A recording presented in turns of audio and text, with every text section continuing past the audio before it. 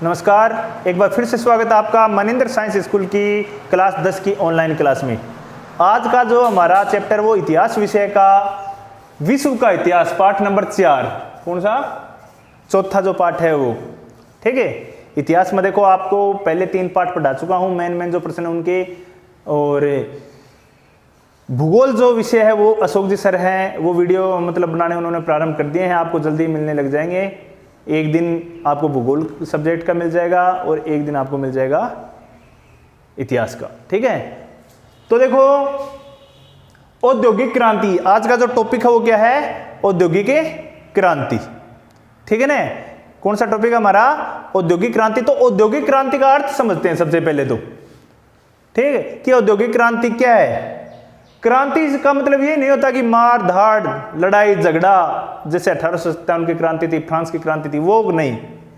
क्रांति जो शब्द है वो तीव्र उत्पादन के लिए भी प्रयुक्त होता है, मतलब है किसी चीज का उत्पादन है बहुत तेजी से होने लग जाए। ठीक है ना, मान लो ये मेरे हाथ में चौंक है और बहुत ज्यादा मात्रा में चौंक बनाने लग जाऊं, मैं बहुत ज्यादा मात्रा में अपने देश में चौंक बनने लग जाए तो वो चौंक क्रांति हो गई। बहुत ज्यादा मात्रा में अगर गेहूं उत्पादन हो जाए तो गेहूं क्रांति हो गई।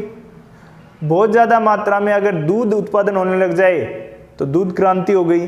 इस प्रकार मतलब जो चीज ज्यादा मात्रा में उत्पादन होने लग जाए उसे कहते हैं क्रांति, से शब्द से उसको संबोधित कर दिया जाता है। तो यहां पर क्या हुआ? उद्योग बढ़े इंग्लैंड में 19वीं शताब्दी में। देखो उद्योगों को बढ़ने से बहुत ज्यादा मात्रा में उद्योग लगने प्रारंभ हो गए। ठीक है, उद्योगों की संख्या वो तीव्र गति से बढ़ने लगी। मान लो ये उद्योग है,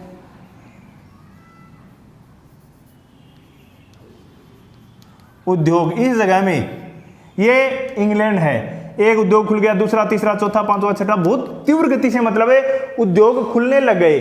तो इसको बोला गया औद्योगिक क्रांति। औद्योगिक क्रांति, औद्योगिकरण या औद्योगिक क्रांति। ठीक है ना। प्रश्न आता है कई बार कि औद्योगिक क्रांति कहां पर हुई? तो देखो औद्योगिक क्रांति सर्वप्रथम जिस देश में हुई थी वो था इंग्लैंड। कौन सा? इंग्लैंड। और किसी देश में क्यों नहीं हुई? अमेरिका में क्यों नहीं हुई? फ्रांस में क्यों नहीं हुई? चीन में क्यों नहीं हुई? भारत में क्यों नहीं हुई? सबसे पहले ब्रिटेन में क्यों हुई? ठीक है, तो आज का हमारा जो पहला प्रश्न है ना, पहला जो प्रश्न है वो यही है कि औद्योगिक क्रांति इंग्लैंड से ही प्रारंभ क्यों होती है? सबसे पहले इंग्लैंड से प्रारंभ क्यों, इसके कारण बताइए। ठीक है, तो पहला कारण है विस्तृत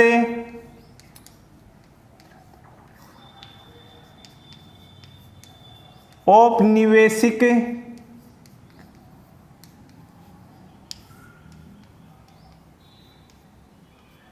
साम्राज्य।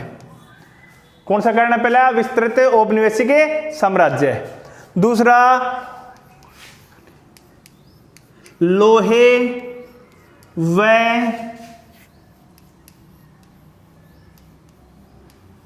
कोयले की खाने पास पास होना। ठीक है, लोहे और अर्ध कुशल कारीगर। तीसरा है अर्ध कुशल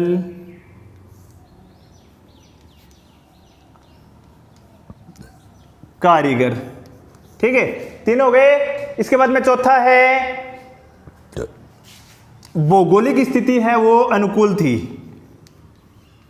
अनुकूल भौगोलिक स्थिति, अनुकूल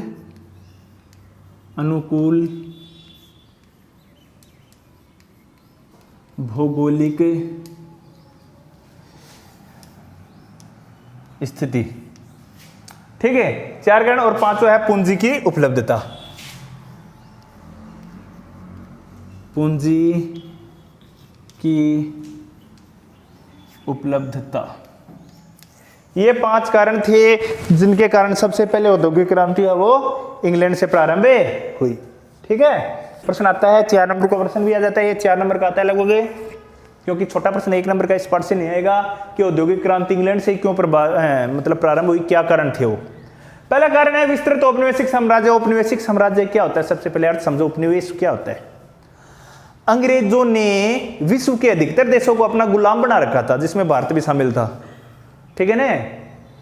विश्व के अधिकतर देशों पर अपना आधिपत्य स्थापित कर रखा था, उनको गुलाम बना रखा था। वो गुलाम देश अंग्रेजों के उपनिवेश कहलाते थे, उपनिवेश, जहां की राजनीतिक जो पावर है, शक्तियां हैं, वो अंग्रेजों के हाथों में थी।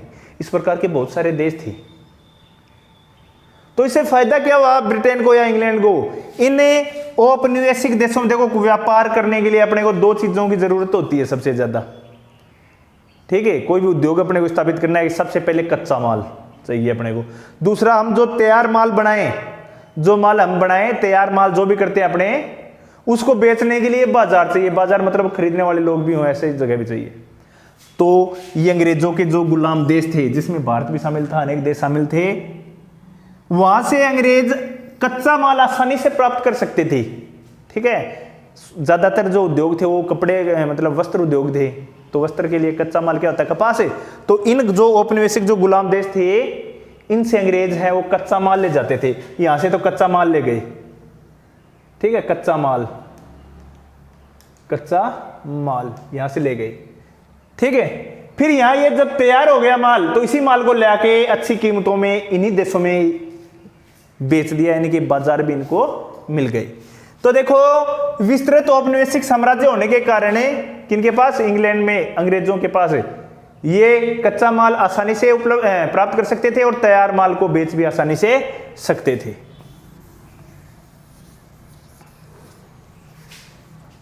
अब है देखो दूसरा कारण है लोहे और कोयले की खाने पास होना। देखो लोहे और कोयले के बिना तो उद्योगों की कल्पना ही नहीं की जा सकती। तो देखो ब्रिटेन में लोहे की और कोयले की खाने पास थी, जिसे परिवहन का जो खर्चा है वो कम था, जिसे लागत क्या आती थी, कम आती थी। यानी कि प्रचुर मात्रा में लोहा भी मिलता था उद्योगों के लिए और ऊर्जा के लिए कोयला। पहले देखो लाइट वगैरह बिजली वगैरह इतना नहीं था, कोयले से मतलब उद्योग वगैरह चलते थे, कोयले से जो ऊर्जा प्राप्त होती थी। तो लोहे की और कोयले की जो खानें थी ना, वो इंग्लैंड में क्या है, पास थी, जिससे वहां कोयला और लोहा है वो लाने और ले जाने में आसानी होती थी, कोई दिक्कतें नहीं होती थी। दो कारण हो गए, विस्तृत औपनिवेशिक साम्राज्य और लोहे और कोयले की खाने पास होना। अर्धकुशल कारीगर, अर्धकुशल मतलब जिनको काम आता था। अब जब औद्योगिक क्रांति हुई ना ब्रिटेन में, तो पहले क्या होता था, लोग घरों में कपड़ा बनाते थे, उद्योग घर में चलते थे, हथकरघे थे। लेकिन जब औद्योगिक क्रांति हुई तो घर वाला जितना भी मतलब काम धंधा था वो चौपट हो गया लोगों का। जो कारीगर थे घर में जो वस्त्र वगैरह बनाते थे, अब वो बेरोजगार हो गए और वो शहरों की तरफ आने लगे, उद्योगों की तरफ आने लगे। तो उद्योगों को यहाँ पर अर्धकुशल कारीगर मिल गए, जो पहले से क्या है, अर्धकुशल मतलब है घरेलू जो मशीनें थी, हथकरघे थे, उन पे उनका काम किया हुआ था। अब उनको मशीनों पे काम करना था, यानी कि आधा तो वो कुशल थे पहले से ही। अर्धकुशल का मतलब आधा काम तो उनको पहले से आता था, अब मशीनों पर कैसे काम है वो जल्दी ही सीख गए। इसलिए भी देखो औद्योगिक क्रांति इंग्लैंड से प्रारंभ हुई, क्योंकि उनको अर्धकुशल कारीगर है वो आसानी से क्या हो गए, प्राप्त हो गए, ठीक है। फिर है देखो अनुकूल भौगोलिक स्थिति। अनुकूल भौगोलिक स्थिति का मतलब ये है कि ब्रिटेन है जो इंग्लैंड है वो तीनों ओर से, यानी कि लगभग सभी तरफ से उसकी जो समुद्री सीमाएं थी, मतलब किसी देश की सीमा नहीं लगती, समुद्र पानी ही पानी था, तो विदेशी आक्रमण से भी वो मुक्त था। अब जैसे भारत है, भारत के एक तरफ तो चीन है, एक तरफ पाकिस्तान है, ठीक है, दोनों कुचरनी करता रही। तो इनसे निपटने में मतलब अपने को टाइम लग जाता है उद्योग खोलने का से, लेकिन इनमें देखो आराम था। यहाँ पर सीमा पर इनके मतलब कोई देश नहीं था, समुद्री सीमा थी। समुद्र के होने से क्या है, ये जो विदेशी आक्रमण थे उनसे क्या था, मुक्त था, विदेशी आक्रमण नहीं होते थे। इसलिए अपने कह सकते हैं कि अनुकूल भौगोलिक स्थिति थी। तो इनका पूरा का पूरा ध्यान है वो किस पर गया, उद्योगों पर गया, ठीक है। ये इनको डर नहीं था कि कोई देश आक्रमण कर देगा या इधर से किसी ने सीमा है वो हमारी जो सीमा है उसमें अतिक्रमण कर रखा है, वो कोई भी नहीं था। सारा का सारा जो इन्होंने अपना ध्यान है वो कहाँ केंद्रित कर दिया, औद्योगिकरण पर, उद्योगों पर केंद्रित है। कर दिया। ठीक है, अगला है पूंजी की उपलब्धता।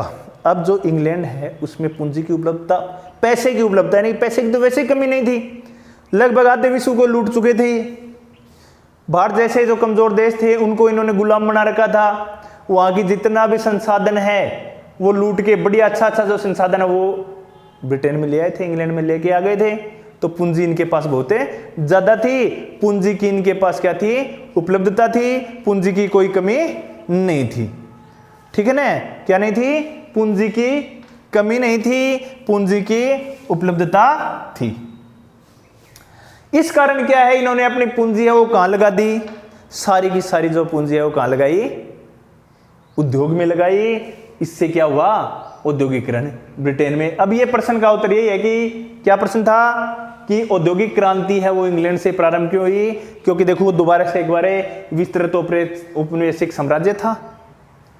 ठीक है ना, जहां से कच्चा माल ला सकते थे और तैयार माल बेच सकते थे। दूसरा, लोहे व कोयले की खाने पास पास में होना, जिससे इनको लोहा और कोयला आसानी से प्राप्त हो जाता था। तीसरा, अर्धकुशल कारीगर। ठीक है, अनुकूल भौगोलिक स्थिति और पूंजी की उपलब्धता, ये वो कारण थे जिससे औद्योगिक क्रांति है वो ब्रिटेन से ही प्रारंभ हुई। अब देखो इसी के बाद एक प्रश्न और आता है, औद्योगिक क्रांति से होने वाले बदलाव। एक प्रश्न और बता देता हूं ना, 2 प्रश्न हो जाएंगे आज के इस वीडियो में। हालांकि वीडियो है वो मैं ज्यादा लंबा नहीं खींचूंगा, आज के बाद में मतलब 30 या 40 मिनट का मतलब कोई वीडियो नहीं आएगा। अब 20 मिनट हद मार के 20 या 22 मिनट या 18 मिनट 15 मिनट ये वीडियो आएंगे, क्योंकि ज़्यादा वीडियो देखने से ज़्यादा समय तक अपने मोबाइल देखते हैं तो फिर थोड़ी दिक्कत हो जाती है। ठीक है, माइग्रेन वगैरह जो प्रॉब्लम हो जाती है, तो सीमित ही थोड़ा थोड़ा करके भी हम कर लेंगे। तो देखो औद्योगिक क्रांति के बाद कौन से परिवर्तन हुए, थोड़ा सा आप दिमाग लगाओ, बिल्कुल थोड़ा सा दिमाग लगाना है आपको। भाई जो चीजें पहले हाथों से बनती थी वो किससे बनने लग गई, तो पहला परिवर्तन है जो वस्तुएं हाथों से बनती थी, हाथों से बनती थी, उनका स्थान अब किसने ले लिया, मशीनों, मशीनों से बनने लगे, मशीनों से बनने लग गई। ठीक है, पहला परिवर्तन क्या हुआ, जो वस्तुएं हैं वो किससे बनती थी, हाथों से बनती थी। जो चीजें हाथों से बनती थी वो अब मशीनों से बनने लगी। अब देखो हाथों से ज्यादा बनेगी या मशीनों से ज्यादा बनेगी, मशीनों से। जैसे हाथ से अगर जो कपड़ा है 1 मीटर बनता है तो वही मशीन से लगभग 1000 मीटर भी बन सकता है दिन में। तो उत्पादन बढ़ा है ना, तो पहले की तुलना में क्या हो गया, उत्पादन में वृद्धि। दूसरा पॉइंट क्या है, उत्पादन में वृद्धि हुई। ठीक है, पहला है जो वस्तुएं हाथों से बनती थी वो मशीनों से बन गई और ये उत्पादन में वृद्धि। तीसरा, ग्रामीण जो जनसंख्या है वो शहरों में आने लगी क्योंकि उद्योग खुलने लगे। ग्रामीण जो मतलब छोटे मोटे कुटीर उद्योग धंधे थे वो क्या हो गए, समाप्त हो गए। अब लोग कहाँ आने लगे, बड़े जो कंपनियां फैक्ट्रियां इनमें काम करने के लिए। तो देखो ग्रामीण, गांव से जनसंख्या किधर आई, गांव से शहरों में। अब पूंजी की उपलब्धता होने से बैंकिंग पद्धति का विकास हुआ, मतलब बैंकों में लोग अपना धन जमा कराने और निकलाने लगे। बैंकिंग पद्धति का विकास। ठीक है ना, 4 कौन से हो गए, जो वस्तुएं हाथों से बनती थी अब किससे बनने लग गई, सीधा सा है, हाथों से बनने वाली चीजें मशीनों से बनने लग गई। उत्पादन में वृद्धि हो गया, मशीनों से चीजें बनेंगी तो बहुत ज्यादा बनेंगी, उत्पादन में हो गई वृद्धि। गांव से शहरों की तरफ जनसंख्या आ गई उद्योगों में काम करने के लिए, और बैंकिंग पद्धति का क्या हुआ, विकास हुआ। मतलब है अब लोग अपना जो धन है वो क्या है, बैंकों में जमा कराने लगे, निकलवाना, मतलब बैंकों का कार्य प्रणाली भी बढ़ गई। ठीक है, और 5वां, एक और लिखाऊंगा, सिर्फ ज्यादा नहीं लिखूंगा, 5वां, 1 2 3 ये 4 हो गए और ये 5वां। अब देखो उद्योगों में पैसा लगा कर पूंजी को डबल करने या पूंजी को अधिक कमाने की लालसा से लोगों ने उद्योगों में पैसा लगाना शुरू कर दिया। ठीक है, पूंजी का निवेश क्या बोलते हैं जिसको, पूंजी का निवेश। लोगों ने उद्योगों में पैसा लगा के और इसको क्या है, डबल करना प्रारंभ कर दिया। तो देखो औद्योगिक क्रांति के बाद में कोई खास परिवर्तन नहीं हुए, ये 5 परिवर्तन हुए थे। ठीक है, पहला प्रश्न मैंने आपको करवाया कौन सा, कि औद्योगिक क्रांति क्या थी और ये इंग्लैंड में क्यों प्रारंभ हुई। दूसरा प्रश्न आज का हमारा ये था कि औद्योगिक क्रांति के बाद में कौन से बदलाव हुए। आज के वीडियो में इतना ही, कल के वीडियो में आगे के जो प्रश्न है वो अपने देखेंगे। तब तक के लिए जय हिंद, जय भारत।